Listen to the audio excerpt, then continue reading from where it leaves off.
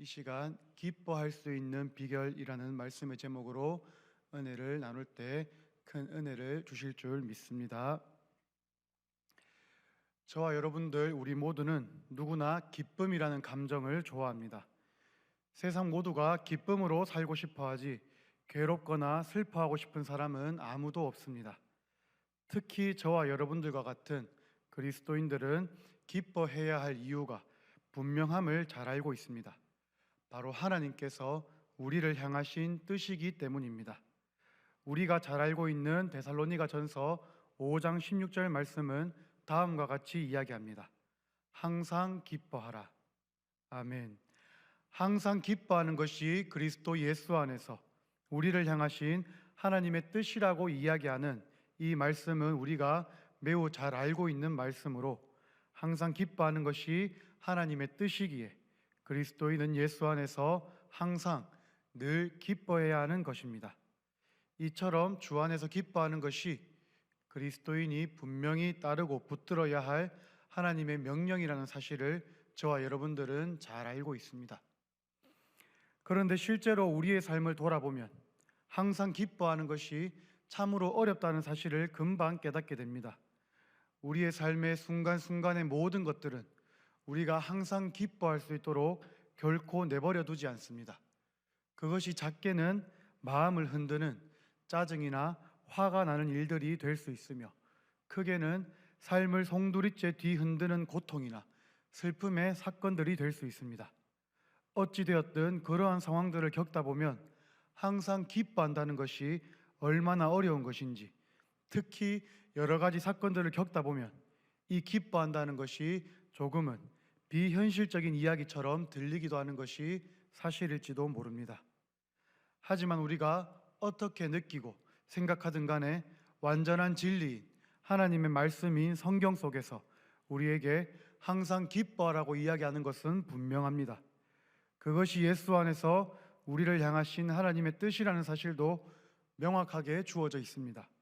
따라서 우리는 기쁨으로 살기 어려운 현실 속에서 항상 기뻐해야 하는 사명을 가진 그리스도인들이라고도 할 수 있습니다. 오늘 본문 속 우리가 마주한 사도 바울 역시 기쁨으로 살기 어려운 현실 속에 놓여 있는 사람이었습니다. 오늘 우리가 읽은 본문인 빌립보서는 사도 바울이 빌립보 교회에 보내는 서신서입니다. 우리는 그중 1장 12절에서 18절까지의 말씀을 읽었는데, 제가 이 본문 속에서 특별히 여러분들과 함께 주목해 보고 싶은 것은 본문의 마지막 절인 18절의 하반절입니다. 이 18절 하반절에서 사도 바울은 나는 기뻐하고 또한 기뻐하리라고 이야기하며 두 번이나 이 기쁨을 반복하면서 자신이 기뻐하겠다고 이야기하고 있습니다. 단순히 이 부분만 읽는다면은 일반 사람들은 사도 바울이 매우 행복하고 좋은 일이 있다고 생각할 수 있겠지만, 본문의 배경을 살펴보면 전혀 그렇지 않다는 사실을 우리는 알 수 있습니다. 이 본문 속에서 사도 바울은 복음을 전하며 주의 일을 하다가 억울하게 갇히게 되었고 로마 감옥으로 이송되어 재판을 기다리고 있는 상황이었습니다. 이 재판의 결과에 따라서는 목숨을 잃을 수도 있는 사람이 나는 기뻐하고 또한 기뻐하리라고 이야기하고 있는 것입니다. 오늘 말씀의 제목은 기뻐할 수 있는 비결입니다. 여기서 비결이란 단어를 사전에서 찾아보니 세상에 알려져 있지 않는 자기만의 뛰어난 방법이라고 나옵니다. 우리를 향하신 하나님의 뜻을 따라 항상 기뻐해야 하는 저와 여러분들에게 오늘 이 본문 말씀 속 사도 바울의 기뻐할 수 있는 비결이 저와 여러분들의 비결이 되기를 간절히 소망합니다. 오늘 본문 속 사도 바울이 고난과 절망의 상황 속에서도 18절에서 이야기했듯이 기뻐하고 또한 기뻐하리라고 고백할 수 있었던 이유는, 그 비결은 바로 그가 자신의 사명을 정확히 알고 붙든 사람이었기 때문입니다. 그는 12절 말씀에서 다음과 같이 고백합니다. 우리 12절 말씀을 함께 읽겠습니다. 시작. 형제들아, 내가 당한 일이 도리어 복음 전파의 진전이 된 줄을 너희가 알기를 원하노라. 아멘. 여기서 사도 바울은 빌립보 교회에 자신이 당한 일에 대한 스스로의 해석을 이야기합니다. 보통의 사람이라면 사도 바울이 당한 일, 감옥에 갇혀서 목숨이 오늘 내일 하는 이 절망적인 일을 당연히 망한 결과라고 해석할 것입니다. 그것은 곧 보통의 사람에게는 기쁜 일이 돈을 많이 벌거나 사람들에게 인정받거나 높은 지위를 갖는 것이지 감옥에 갇혀서 목숨이 위험한 상황은 결코 아니기 때문입니다. 하지만 사도 바울은 자신이 당한 일이 복음 전파의 진전이 되었다고 이야기합니다. 이때 그는 부사로 도리어라는 표현을 사용합니다. 원문 헬라어로는 이 도리어라는 단어가 말론이라는 단어로 나타나는데 이것은 예상이나 기대 또는 일반적인 생각과는 반대되거나 다르게라는 의미를 가지며 원문으로 살펴보아도 더욱 오히려 대신에라는 뜻을 가진 단어입니다. 결국 사도 바울에게는 스스로가 당한 일, 이 고난이 일반적인 예상과는 다르게 이루어지고 해석된다는 것입니다.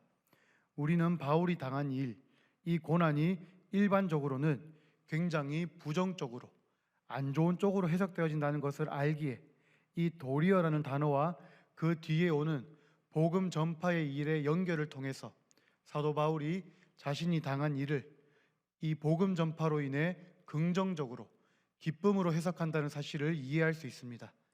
즉 다시 이야기해서 자신이 당한 고난이 도리어 복음 전파의 진전이 되었기에 자신은 기뻐한다고 이야기하는 것입니다.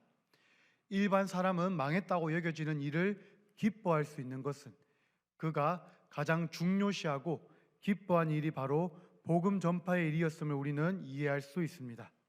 사도 바울은 복음을 전하는 일이, 복음이 전파되는 일이 가장 중요하고 기뻐하는 사명이었기에 자신이 당한 고난과 절망의 상황이 도리어 그 복음이 전해지는 일의 진전이 되었기에 자신은 기뻐한다고 이야기하고 있습니다. 이처럼 사도 바울은 세상과는 다른 관점을 가진 사람이었으며 세상 사람들과는 다른 가치관, 사명을 붙든 사람이었습니다. 그러한 관점과 가치관으로 자신의 사명을 분명히 붙들었기에 모두가 괴로워하고 절망적인 상황 속에서도 기뻐할 수 있었던 것입니다. 이처럼 사명을 온전히 붙드는 것이 바로 기뻐할 수 있는 비결이라는 사실을 깨닫는 저와 여러분들이 되기를 소망합니다. 사도 바울이 그 당한 일, 고난 가운데서도 기뻐하고 또 기뻐할 수 있었던 또 하나의 비결은 하나님이 이루어 가시는 일들을 경험하였기 때문입니다. 오늘 본문 속에서는 사도 바울이 이 당한 일, 감옥에 갇히고 재판을 기다리는 이 고난 가운데 복음의 전파가 어떻게 진전되어졌는지를 보여주고 있습니다. 먼저 13절 말씀 우리가 함께 읽어보겠습니다. 시작. 이러므로 나의 매임이 그리스도 안에서 모든 시위대 안과 그 밖에 모든 사람에게 나타났으니 아멘. 바울은 자신의 매임, 이 감옥에 갇힌 상황이 모든 시위대 안과 그 밖에 모든 사람에게 나타났다고 이야기합니다. 이때 시위대는 군인들의 무리일 수도 있고 장소를 가리키는 단어일 수도 있지만 대체로 로마 황제의 근위대를 나타내는 표현으로 사용되었고 빌립보서 4장 22절에서 가이사 집 사람 중 몇 명이라는 표현이 있음을 미루어 볼 때 로마 황제의 근위대를 가리킨다고 생각할 수 있습니다. 즉 사도 바울은 자신이 복음을 전하다가 잡혀서 갇힌 상황이 복음을 전하는 일이 멈춰지고 가로막힌 상황으로 이어지는 것이 아니라 그는 그 상황 속에서 더 많은 사람들, 더 다양한 사람들에게 복음이 전해지게 하시는 상황을 경험하게 됩니다. 즉 자신의 갇힘이 그리스도 안에서 나타남으로써 이 고난과 어려움이 복음을 전하는 일, 하나님의 뜻을 이루시는 일로 이어진다는 사실을 경험한 것입니다. 그렇기에 사도 바울은 자신의 갇힘, 고난에 기뻐할 수 있었습니다. 고난 가운데 있는 저와 여러분들의 삶을 통해서도 우리가 생각지도 못했던 사람이 복음을 듣고 주를 보게 되고 주께로 돌아오게 될 줄 믿습니다. 이어서 14절은 이렇게 이야기합니다. 우리 14절 말씀을 함께 읽겠습니다. 시작. 형제 중 다수가 나의 매임으로 말미암아 주 안에서 신뢰함으로 겁없이 하나님의 말씀을 더욱 담대히 전하게 되었느니라. 아멘. 사도 바울이 경험한 하나님의 역사는 자신의 형제, 동역자 중에 다수가 자신의 갇힘으로 인해 하나님의 말씀을 겁없이 더욱 담대히 전하게 되었다는 것입니다. 일반적인 생각으로 생각해 본다면 복음을 전하던 사도 바울이 감옥에 갇혀서 목숨이 위태한 상황이 되면은 주변에 있는 성도들은 숨고 움츠리게 되기 마련입니다. 마치 얼마 전까지 우리를 집에 갇혀 있게 만들었던 코로나 시기에 우리가 감염자들의 수와 그 무서움으로 인해서 집에 움츠러들었던 것처럼 말입니다. 하지만 오히려 많은 형제, 동력자들이 사도 바울의 매임으로 인해 그 고난으로 인해서 움츠러드는 것이 아니라 주 안에서 겁없이 더욱 담대하게 하나님의 말씀, 복음을 전하게 됩니다. 인간의 생각으로는 이해할 수 없는 이러한 일들은 사도 바울이 그 고난 가운데 분명히 경험한 하나님의 역사이며 그 고난 가운데 사도 바울이 기뻐할 수 있었던 비결입니다. 사도 바울은 사역하는 동안 자신이 사랑하는 교회와 동력자들이 믿음으로 세워지기를 간절히 소망했던 사람입니다. 그런 사도 바울의 소망이 자신이 생각지도 못했던 상황과 방법으로 이 고난 가운데 이루어지는 것을 보게 되었기에 그는 누구보다 기뻐하고 기뻐할 수 있었을 것입니다. 저와 여러분들 중에는 고난 가운데 서 있는 분들이 있을 것입니다. 그런 분들은 주님의 이름으로 기대하기 원합니다. 주님께서 우리의 소망, 나의 가족과 형제, 자녀, 나의 사명지의 모든 이들이 나의 고난을 통해 주님을 바라보고 더욱 담대히 주님을 선포하며 따르게 될 줄 믿습니다.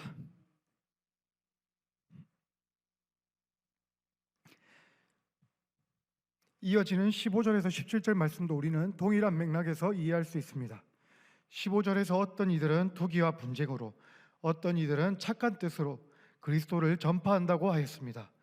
여기서 투기와 분쟁으로 그리스도를 전파하는 이들은 사도 바울을 모함하여 옥에 갇히게 한 자들이고 사도 바울을 이 고난에 처하게 한 사람들입니다. 하지만 사도 바울은 그들의 그 투기와 분쟁, 17절에서 이야기하는 그들이 자신의 매임에 괴로움을 더하게 할 줄로 생각하여 행한 순수하지 못한 다툼이 오히려 그리스도를 전파하게 되었다며 기뻐합니다. 그렇기에 사도 바울은 이러한 하나님의 역사하심과 주님의 뜻을 이루심을 경험하며 18절 말씀을 믿음으로 고백하게 되는 것입니다. 제가 18절 말씀을 읽어드리겠습니다. 그러면 무엇이냐? 거칠애로 하나 참으로 하나 무슨 방도로 하든지 전파되는 것은 그리스도니 이로써 나는 기뻐하고 또한 기뻐하리라.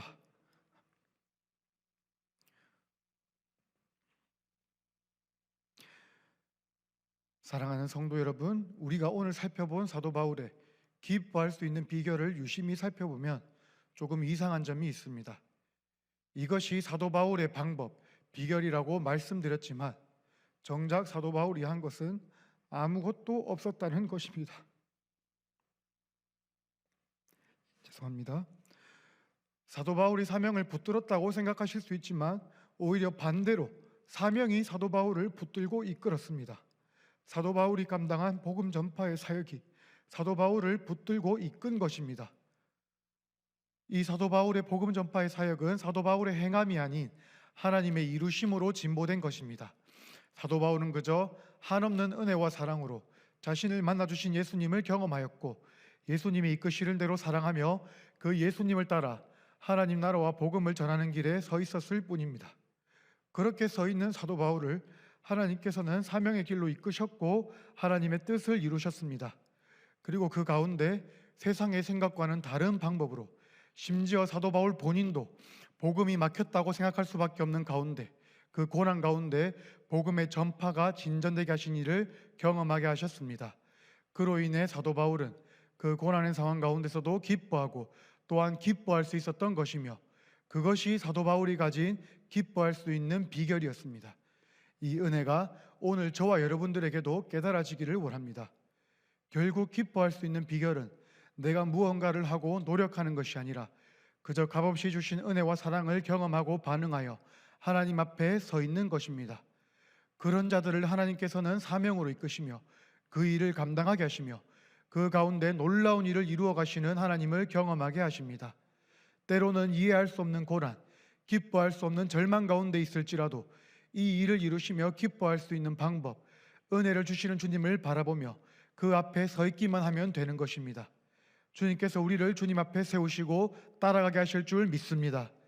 이 은혜를 기억하고 기대하며 우리의 삶 속에서 때로는 이해할 수 없는 고난과 어려움이 닥칠지라도, 기뻐할 수 없는 상황이 닥치더라도 그저 하나님 앞에 자리를 지키며 기뻐할 수 있는 은혜로 이끄실 주님을 기대하며 붙들고 경험하는 저와 여러분들이 되기를 예수님의 이름으로 소망합니다. 이 시간 주신 말씀을 붙들고 기도할 때에 기뻐할 수 있는 비결과 그 은혜를 사모하는 저와 여러분들이 되기를 소망합니다.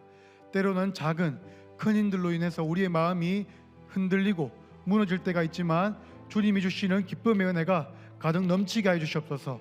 우리가 이 고난을 통하여서, 기쁨을 통하여서 생각지도 못했던 방법과 현장을 통해서 복음이 전파되는 은혜를 경험하게 하시고 내 주변의 많은 이들이 주님을 발견하고 보게 되는 역사가 일어나게 해달라고 이 시간 우리 주여 한번 이름을 부르고 합심하여 기도하겠습니다. 주여,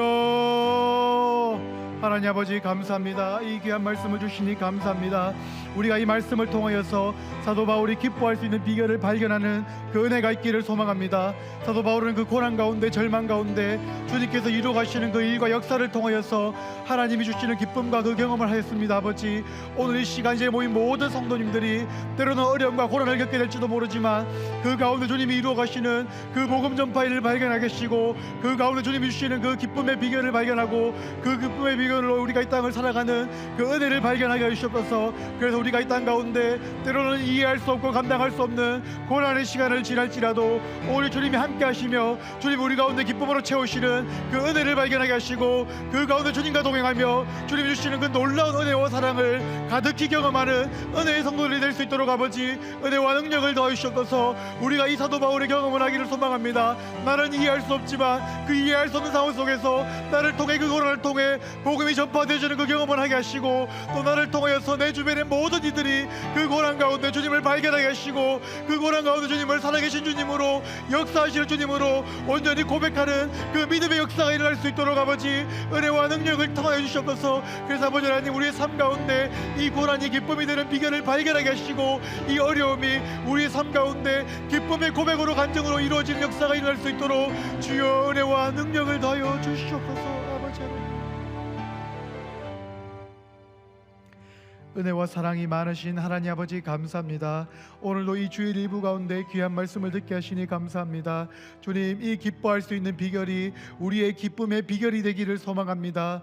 때로는 고난 가운데, 어려움 가운데 있지만 그것으로 인해 좌절하거나 낙심하는 것으로 끝나는 것이 아니라 그 가운데 이루실 주님을 믿음으로 바라보는 우리 모두가 되기를 소망합니다. 그래서 우리의 고난을 통해 복음이 전파되어지고 우리가 생각지도 못했던 사람들이 주님을 알게 되고 보게 되는 그 축복의 통로의 역사가 일어나기를 소망합니다. 또한 이 고난 가운데 내 주변의 사람들이 움츠러드는 것이 아니라 그 가운데 계신 주님을 믿음으로 발견하고 바라봄으로써 저들의 삶 가운데 그 주님을 고백하는 믿음의 일들이 우리 가운데 가득히 일어나게 하여 주시옵소서. 모든 것을 감사드립니다. 살아계신 우리 구주 예수 그리스도 이름으로 기도드립니다. 아멘. 지금은 주 예수 그리스도의 은혜와 하나님 우리 아버지의 한없는 사랑하심과 성령님의 내주 감화 교통하심의 은혜가 오늘도 말씀을 통해 하나님 주신 뜻을 분별하며 하나님 주신 사명과 은혜로 말미암아 일평생 기뻐하며 기쁨과 감사함으로 잘 살아내기를 믿음으로 결단하며 주 앞에 머리 숙인 부강 목장의 모든 성도님들과 저들의 가정과 주님의 교회 위에 이제로부터 영원토록 함께 있을지어다. 아멘.